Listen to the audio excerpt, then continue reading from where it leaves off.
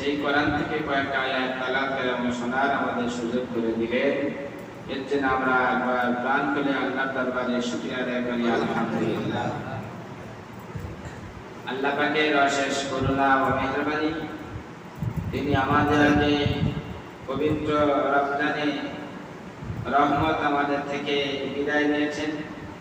মাগফিরাতেও বিদায় নিতে চলেছে, আর মাত্র কয়েক ঘন্টা বাকি আছে এবং সেই মাগফিরাতের শেষ জুমার নামাজের আদায়ের উদ্দেশ্যে আল্লাহ পাক ভালোবেসে তার ঘরে আমাদেরকে আগে হাজির করিয়েছে এবং তার সাথে সাথে মহান স্রষ্টা মহান রব্বুল আলামিন এই মাসের যে ফজিলত বা গুরুত্ব রেখেছেন, আমরা কেউ কেউ উপলব্ধ করতে পারছি বা পেরেছি, আর কেউ তার আশেপাশে দিতে পারি না। আমরা এটাই মহান স্রষ্টার কাছে প্রার্থনা করব যে এই মাসের যে করণীয় কাজ আছে, যে বর্জনীয় কাজ আছে, সেগুলো থেকে যেন আল্লাহ আমাদের প্রত্যেককে হেফাজত করে। আল্লাহ পাক পবিত্র কোরআন পাকের মধ্যে 114টি সূরা নাযিল করেছেন। তার মধ্যে একটা সূরা আছে পবিত্র কোরআন পাকের 7 নম্বরে 97 নম্বর সূরা, সূরা কদর। এই কদরের মধ্যে আল্লাহ পাক অনেক গোপনীয় জিনিস রেখেছেন তিনি তার বান্দাদের জন্য। আল্লাহ পাক বললেন খায়রুম মিন আলফিশ শাহর। এই খায়র শব্দ কোরআনে কয়েকবার এসেছে, কিন্তু উম্মতের সঙ্গে নিসবত জুড়ে দুই জায়গায় এসেছে। একটা হচ্ছে তোমাদের মধ্যে সবথেকে বেহতরিন উম্মত হলো ওটাই যে মানুষকে আল্লাহর রাস্তায় ডাকে। আল্লাহ পাক দ্বিতীয় জায়গায় বলে দিলেন খায়রুম মিন আলফিশ শাহর, তোমাদের কাছে বেহতরিন উত্তম রাত হলো বা দিন হলো, রাত হলো যা হাজার মাস অপেক্ষায় উত্তম। এই সূরাটি সূরা কদরটি নাযিল হওয়ার উদ্দেশ্য ছিল এই জন্যে, বনি ইসরাইলের একজন ব্যক্তি তিনি সারাদিন রোজা রাখতেন আর যে জিহাদ করতেন, সারা রাত নফল ইবাদত করতেন। বনি ইসরাইলে তাদের সময় সংক্ষিপ্ত বা হায়াত অনেক বেশি ছিল। আল্লাহ রাসূল সাল্লাল্লাহু আলাইহি সাল্লাম যখন সাহাবাদের সামনে তাদের জীবনী বললেন, সাহাবারা অনেক আশ্চর্য বোধ করলেন, ইয়া রাসূলুল্লাহ, তারা এতগুলো ইবাদত করেছে, তাদের সময় লম্বা চওড়া আছে, তারা তো আমাদের থেকে অনেক পূর্বে জান্নাতে চলে যাবে। তো আল্লাহ রাব্বুল আলামিন তিনি তার উম্মতকে তিনি তার রাসূলকে ভালোবেসে যে তোমার উম্মতকে কত মর্যাদা সম্মান দিচ্ছে আমি দেখো, আমি একটা ছোট্ট সূরা তোমার উপরে জিবরিল মারফত পাঠিয়ে দিলাম, যেটাকে পড়লে বা শুনলে তুমি আশ্চর্য বোধ হবে। সেই সূরা, সূরা কদর, সেই মূল্যবান রাত আমাদের সামনে হাজির হওয়ার খুব কাছাকাছি। আল্লাহ রাসূল সাল্লাল্লাহু আলাইহি সাল্লামের রোজার বিধান নাযিল হয়েছিল মক্কা থেকে হিজরত করার পর মদিনায় যাওয়া। যখন মদিনায় গেলে রোজার বিধান যখন আল্লাহর নবীর উপরে নাযিল হলো, আল্লাহ রাসূল তখন রোজা রাখতে বা উম্মতকে রোজা রাখার হুকুম দিলেন, ফরজ হলো। সেই রমজান মাসের দিনতে বিভক্ত, তিন ভাগে ভাগ করা হলো। একটা হলো রহমত, একটা হলো মাগফিরাত, একটা হলো জাহান্নাম থেকে মুক্তি। যে রাসূলের প্রতি কোরআন নাযিল হয়েছিল বা হয়েছে, সেই রাসূলকে আমরা কতটা ভালোবাসি। আমরা যারা আজকে এখানে এসেছি, আমরা প্রত্যেকে কি রাসূলকে ভালোবাসি? আমরা যারা আজকে মসজিদে নামাজ পড়তে এসেছি বা যাদের কানে মাইকের আওয়াজ যাচ্ছে, আমরা প্রত্যেকেই বুকে হাত দিয়ে বলি সেই রাসূলকে কি আমরা প্রত্যেকেই ভালোবাসি? বলেন না। কিছু লোক আছে বয়স্ক লোক, তারা বুঝদার, তারা কিন্তু ভিতরে আসে না। আল্লাহ তাদের কবে হেদায়েত দেবে তাদের দোয়া করবেন, বলবেন ইনশাআল্লাহ। জয় বলুন ইনশাআল্লাহ। আপনাদেরকে ভিতরে বসার তৌফিক দেব। এই যে সমস্ত বাচ্চাগুলো বসেছে, এরা কতটা বুঝবে বলুন? কিন্তু তারা যদি অবুঝ হয়ে যদি বাইরে থাকে, লাস্টে ভেতরে জায়গা পেল না, সে ব্যাপারটা আলাদা। তবে যদি ফার্স্ট এসে যদি বাইরে বসে থাকি, কিছু কথা যদি আমরা জমার দিন আসতে বুঝে যদি না যাই, এইরকম ভাবে জিন্দেগি কতদিন চলবে? যতদিন তুমি পেছনে থাকো না কেন, একদিন সামনে আসতেই হবে। আগে না ভাই, তুমি কতদিন লুকিয়ে থাকবে? একদিন ইমামের সামনে তুমি খাড়া, তাই এই ইমাম হোক যে ইমাম হোক, তার সামনে আসতেই হবে। এখানে সুবহানাল্লাহ বলে তো। আমি কি কথা বলছিলাম যে আল্লাহ রাসূলকে আমরা কতটা ভালোবাসি। ভালোবাসতে বলতে কি রাসূলের উপরে যেদিন থেকে রোজার বিধান চালু হয়েছে, রাসূল সাল্লাল্লাহু আলাইহি ওয়াসাল্লাম যেদিন তিনি তার উম্মতদেরকে কোরআন আয়াত জানিয়ে দিলেন, তারা সেদিন থেকে কিন্তু রোজা রাখা শুরু করলেন। কিন্তু আল্লাহ রাসূল সাল্লাল্লাহু আলাইহি ওয়াসাল্লাম মক্কা থেকে হিজরত করে মদিনা যাওয়ার পরে যেদিন থেকে রমজানের রোজা চালু হলো, সেদিন থেকে আল্লাহ রাসূল পুরো জিন্দেগি দুনিয়ার বুকে যতদিন ছিলেন একটা কিন্তু সুন্নাত ছাড়েননি। সেই সুন্নাতটাকে আমরা প্রত্যেকেই পালন করার চেষ্টা করব। জোরে বলুন। কিন্তু কি সুন্নাত আপনারা তো শুনলেন না, ইনশাআল্লাহ বলছেন।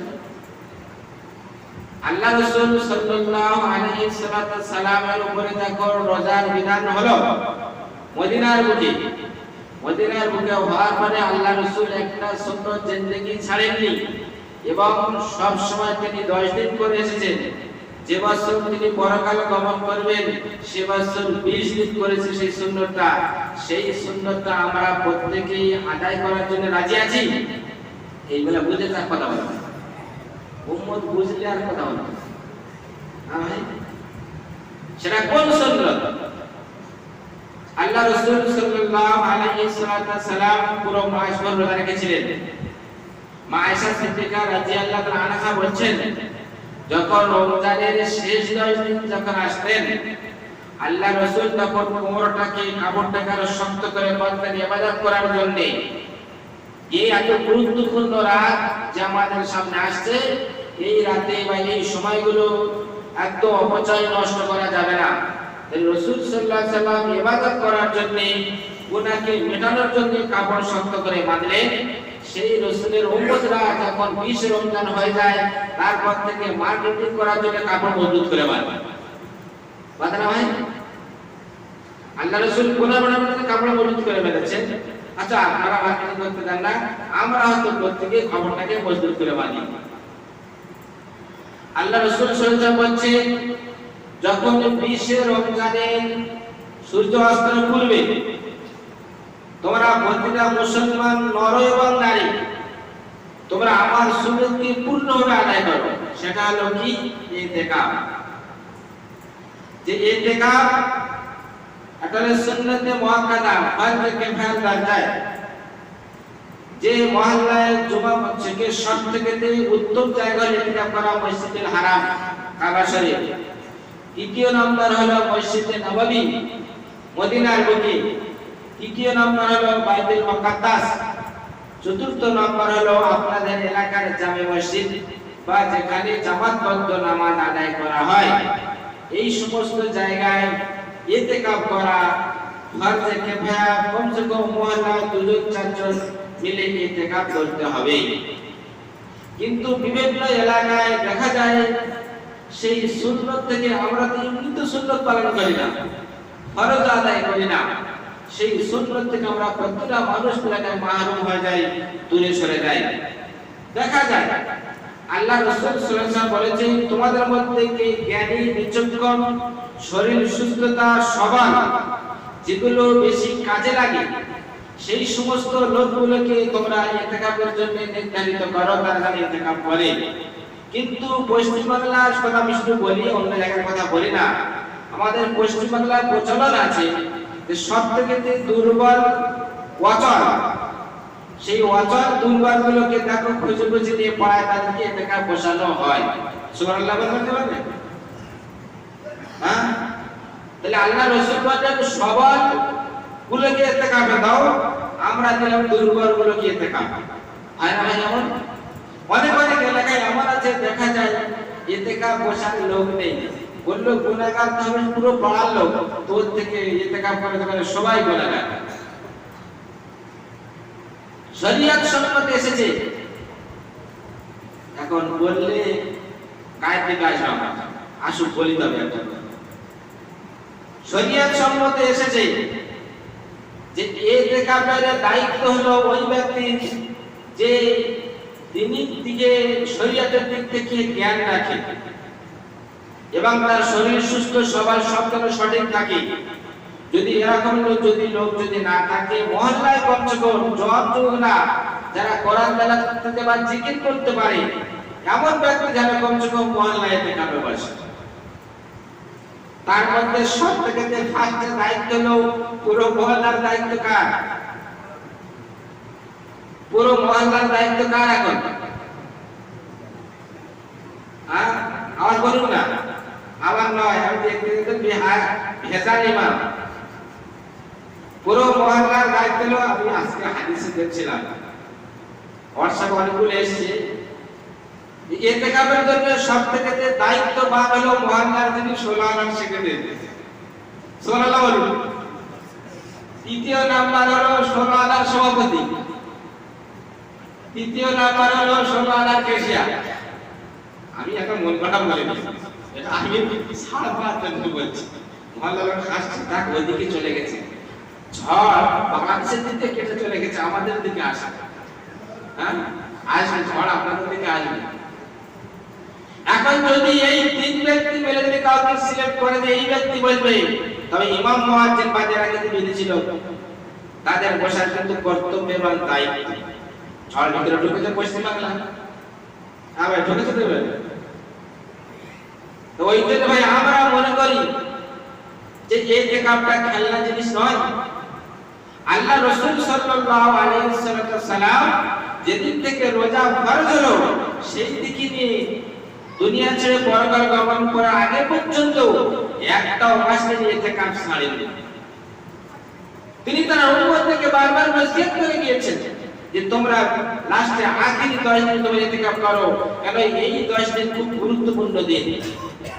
আল্লাহ রাব্বুল কোরআন বলেছেন খায়রুম মিন আলফিশ শাহর তানাজ্জালুল মালায়েকাতু ওয়ার রূহ, বলছে খায়রুম মিন আলফিশ শাহর, সবথেকে বেহতরিন এই একটা রাত হাজার মাস অপেক্ষায় উত্তম। কিন্তু খায়রুম শব্দের এমনিতে আল্লাহ কত উত্তম রেখেছেন সেটা আল্লাহ পাক ভালো জানেন।